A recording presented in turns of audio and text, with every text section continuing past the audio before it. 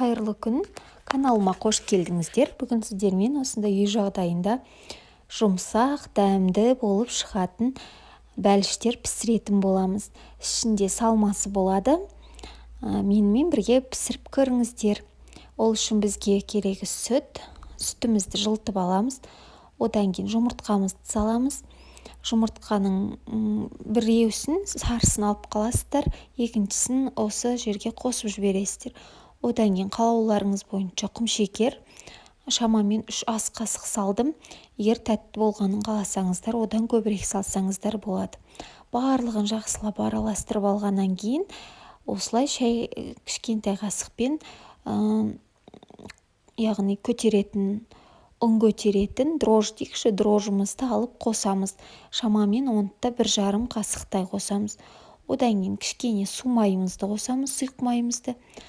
Осы описание бөліміне барлығын жазып кететін боламын, сол бойынша қоссаңыздар болады. Одан кейін осылай 5-10 минутқа қойып қоямыз, бетін пищевой пленкамен жауып. Сол кезде осылай көтерілетін болады. Одан кейін қамырымызды електен өткізіп, осылай жұмсақ массада нан илей беретін боласыздар.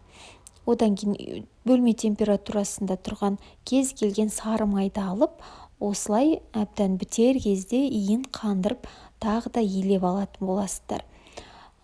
Бұл жерде булочканың жұмсақ болу фишкасы осы сары майға байланысты. Ең соңында осылай илеп бітер кезде нандарыңызға сары майды осылай қосып, илеп жіберсеңіздер, нандарыңыз болсын, кейін тоқаштарыңыз болсын, бәріне жарай береді, өте жұмсақ болып шығатын болады. Мінекей ең қандырып жақсылап илеп алғаннан кейін 1-2 сағатқа бөлме температурасында қойып қоятын боламыз. Жұмсақ қып илейсіздер. Одан кейін міне 1,5 сағаттай уақыт өтті. Аласыздар да басып осылай дөңгелек формаға келтіретін боласыздар. Өздеріңіздің фантазияларыңыз бойынша әртүрлі формада булочка жасай берсеңіздер болады. Мен осылай рогалик сияқты қылып жасадым. Ішіне балаларымның сұрауы бойынша осындай қойытылған сүт қостым. Сгущенное молоко. Міне менің көмекшілерім бар. Арасында көмекшілерім көмектесіп тұрады.